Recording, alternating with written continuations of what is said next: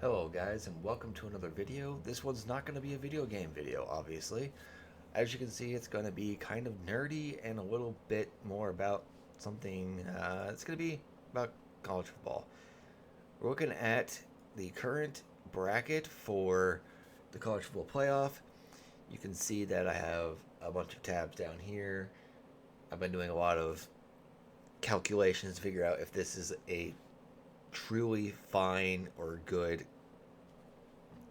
Basically, I'm trying to see if the rankings from the committee are good, and if they are not, why they are not good. And the results are pretty ridiculous. So let's go ahead and go over what I did to find why this does not work and why it is a very bad decision making by the committee themselves, and why their decisions are more biased than what you may think. So this is what I've been using. As you can see, I got some test calculations going on for this one. This is for the next year. But basically, the way this is going to work out is I will just say, hey,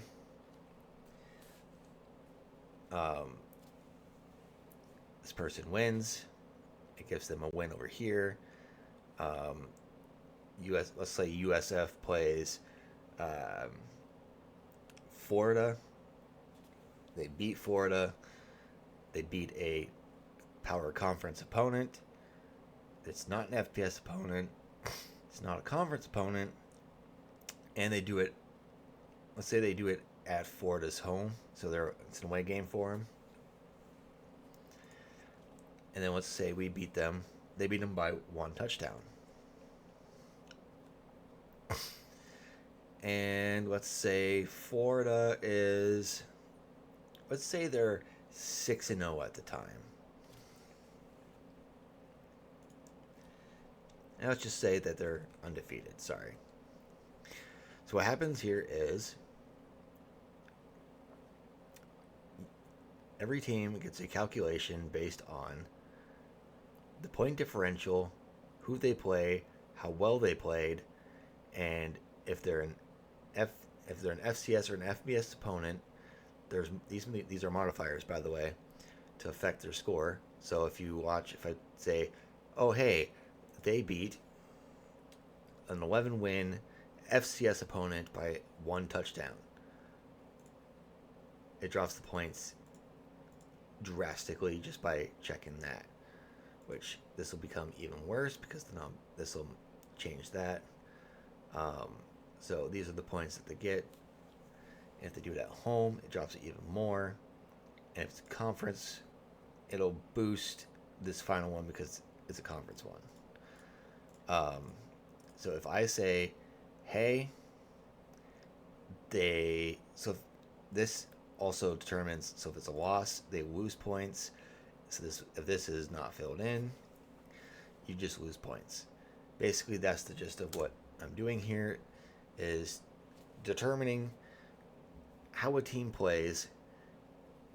They are rewarded for a good win versus, so if you play a team with 1 win and you beat them by, let's say, a field goal.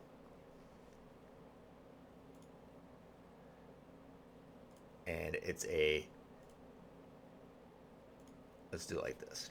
You beat a 1-win FCS opponent at home, you get 2 points. So, and we can even make this even worse. So we can make it you beat them by 1, you barely make it, but you win. So you still get a point, but yeah. So let's say that 1-win FCS team comes in and they embarrass you by 35. Turning this off, all losses will turn off the modifiers around them to maximize the points lost. So if you get embarrassed by a 1-loss FCS team, you're losing a lot of points. That's basically the gist of what this is.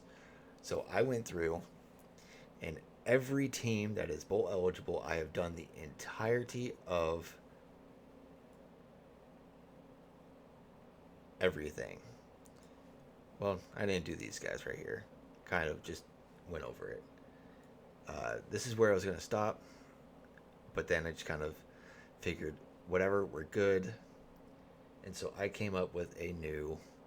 So the point system ranks everybody based on how they played, who they played, and it has no bias towards, for example, Michigan has no bias towards them, even though they have the highest wins out of any FBS team in the entire league. So what ended up happening is, if we go back to the CFP bracket,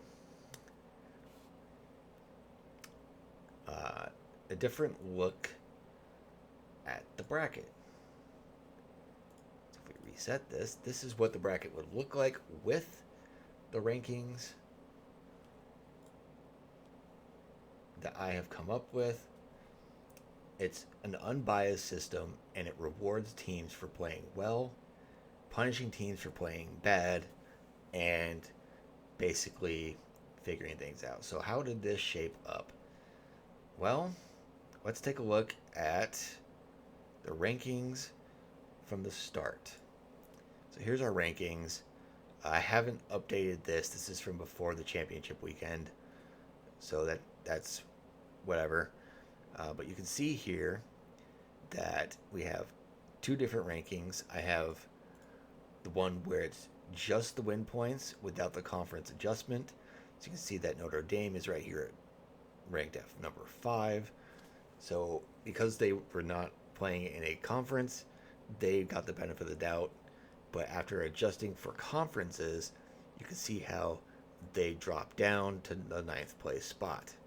This is the ranking system I used to make it.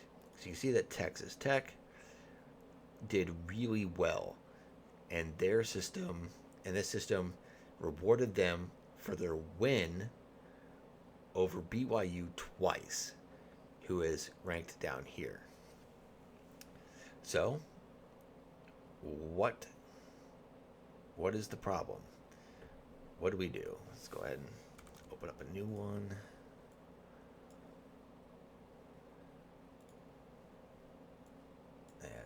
Never mind. Anyway, so Texas Tech gets the number 1 seed spot because they're ranked number 1 because they played the best against the people they played against, who had the best. Basically, they had the best schedule. This is based on more of a strength of schedule, strength of record than anything else. Indiana comes in at number 2, not much higher than Ohio State, who came in at number 3. Then you can see there's a very large gap between them and the rank number 4, which is Oregon. And then James Madison, who's a non-power conference opponent, beat out Georgia, even though they trashed Alabama. And when I did this without the championships in, Georgia actually was down here in the 11th spot. So they went up 5 spots just for beating Alabama.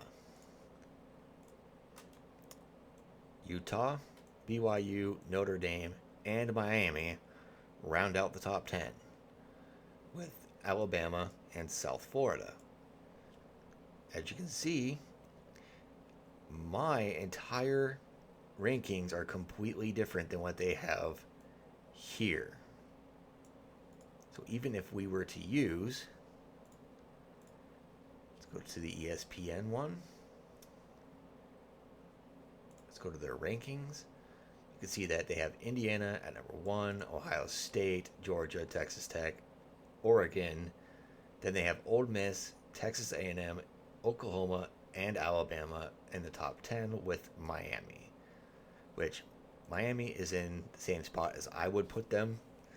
But because of the way that they played, who they played, how well those people played after their matches, and all year long, this is much more of what we're looking at for a ranking. And you can see I went all the way down to 76 and 75. So we know where teams have placed overall. You can see that LSU ranks at 61st with the way that they played this year versus other teams.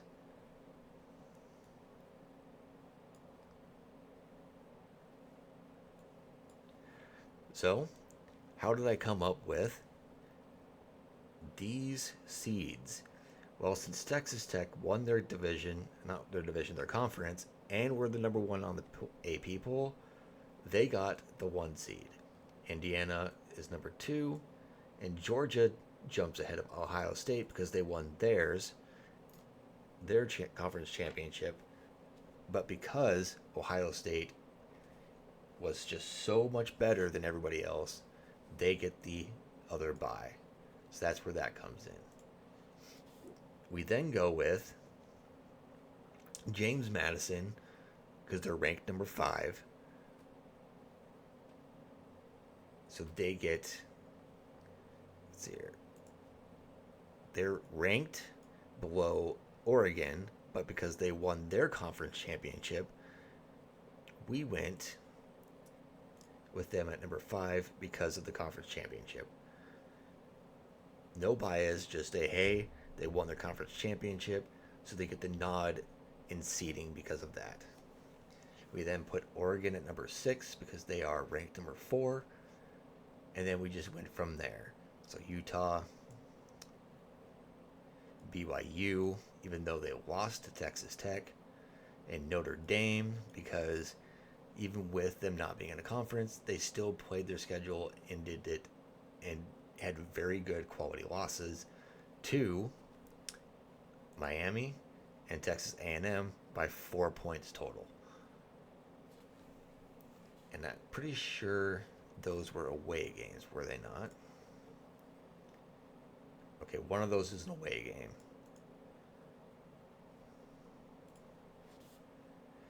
But then we go with Miami, who's ranked number 10.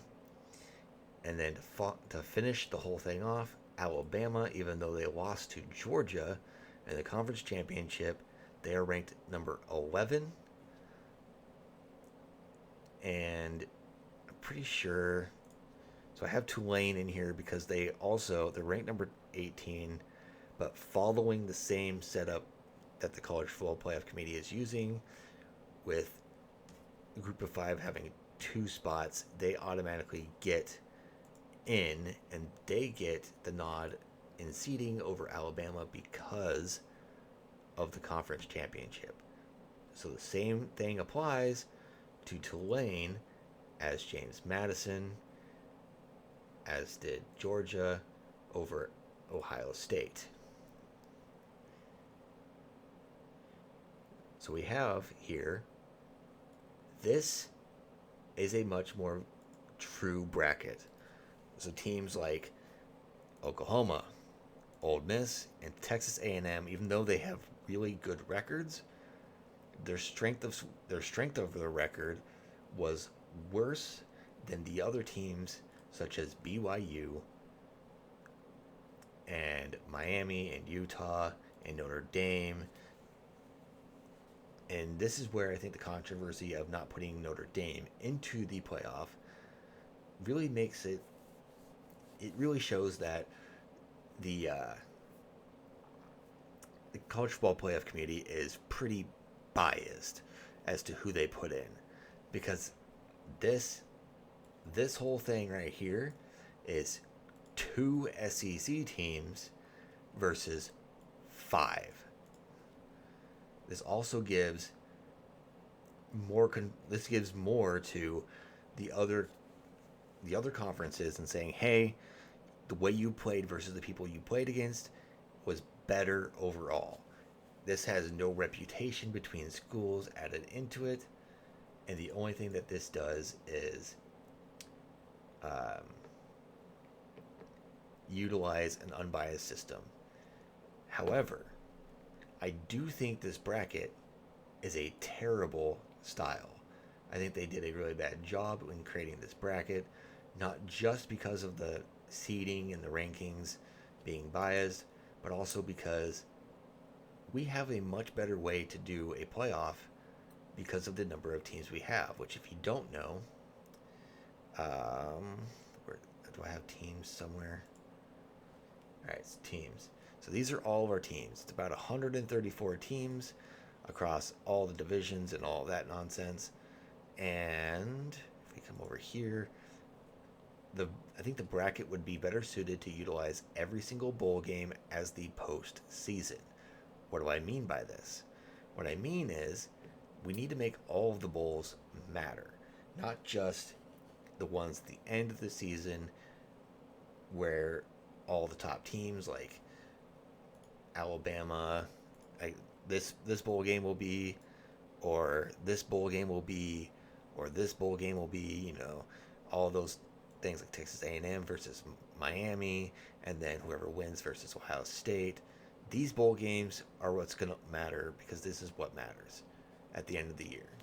So instead, we need to make every single bowl game matter. So how do we do that? Very easy, very simple. 48-team playoff. Why do I say 48-team playoff? I mean,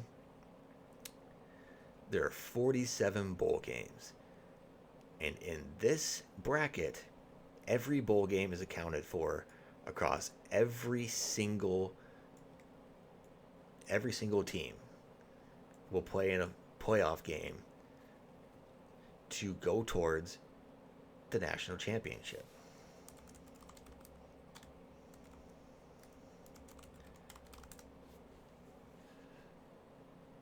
So it means that teams like Indiana, who's 13-0, will still have to play 1, 2, 3, 4 games in order to win the national champion.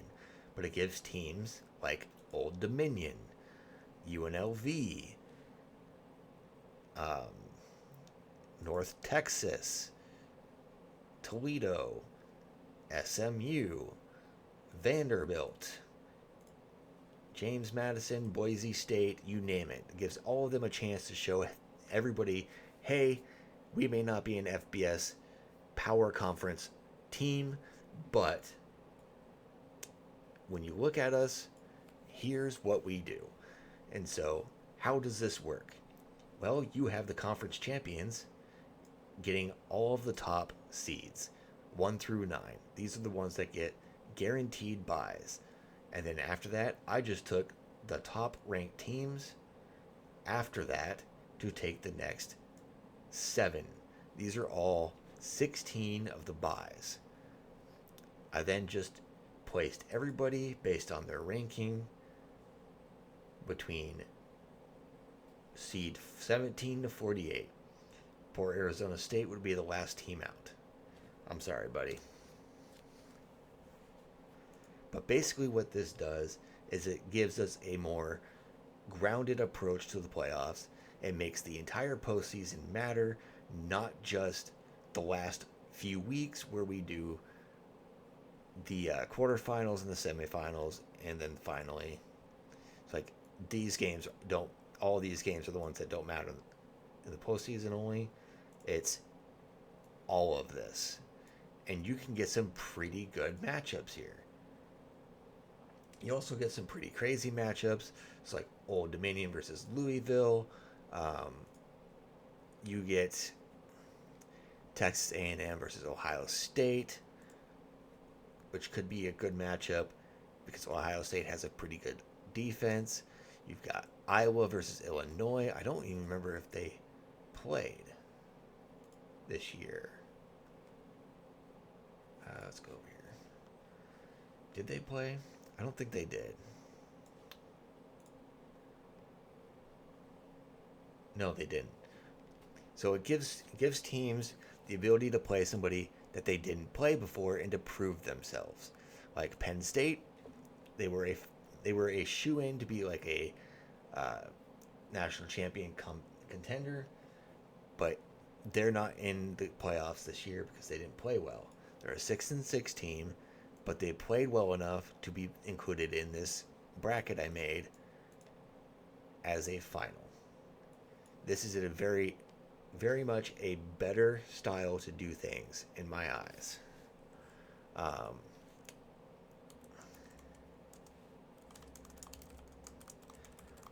I believe that not only is this better overall, but I believe that this also gives teams a reason to continue to play.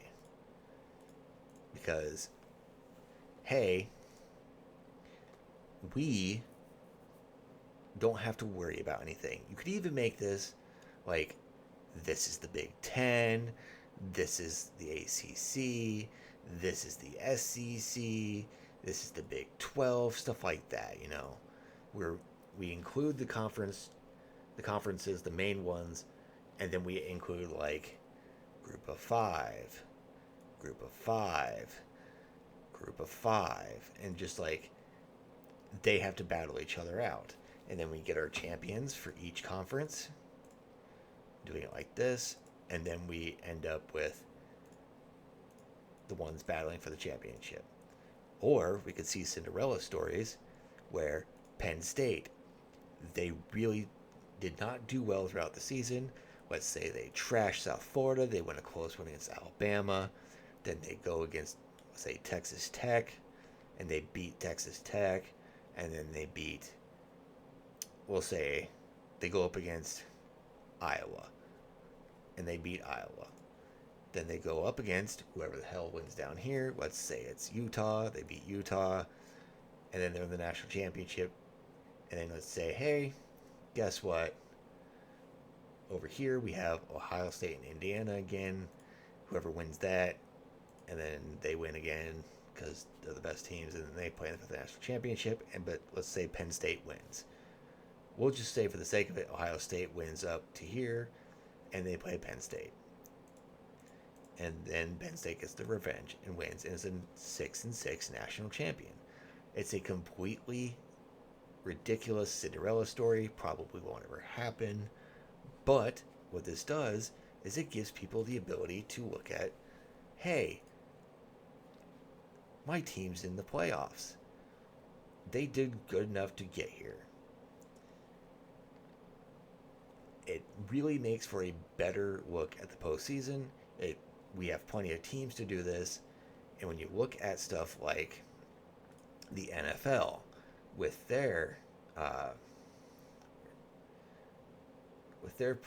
playoff, their whole playoff thing, how does it work? I think it's, I can't remember how many NFL's. I can't remember how many playoff spots it is. 14 spots. Versus how many teams?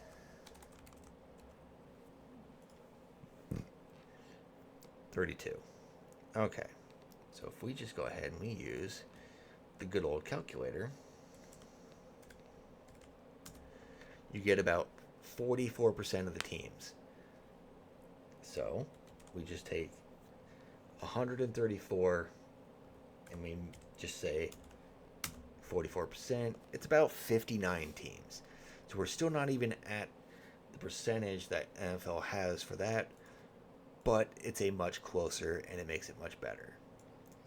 I suggest that the College Football Playoff Committee move to this kind of format where it's like, hey, we know you guys have played very well. The ones that place in the top 16, I mean, the ones that win their conference championship get an automatic bye. They're in. There's nothing to stop them. Because if you look here, Western Michigan ranked number 49th on my system. But since they won their championship, they're in and they get their bye. They'll probably lose to Texas A&M or Iowa State, but at least they earned their way in by winning their conference championship. The other thing is playing well throughout the season, even if you didn't win, such as Alabama or Ohio State or BYU, gets you an automatic bye along with teams like Miami, Utah, Oregon, who didn't get a play but did well enough that they could get into the playoff with a bye. This gives tons of things that we could do. And if you look at, if we go back to the scores and the bowl games and all this nonsense, it starts on the 13th, and we can get teams. We could just start right here. All of these bowl games could just be playoff games, essentially. We could just have tons of teams playing against each other, having a whole lot of fun, and enjoying just everything in general. But, you know, what do I know? I'm just a guy who used a really ridiculous spreadsheet that he made from scratch that did a whole bunch of calculations and decided, hey, we need a better system because right now the current system is full of a bunch of bias. This is not perfect by any means, my system, but their system is very much tilted towards a very specific demographic, giving specific teams, the SEC, for example, way too many options in order to get into the national playoff championship, and giving them too many outs. This is a biased system, and I think it should be completely and totally trashed. Let's move over and change things. Thank you to anybody who finished watching this video, and I very hope that a lot of you consider this and agree with my thought process of going towards something like this 48 team bracket.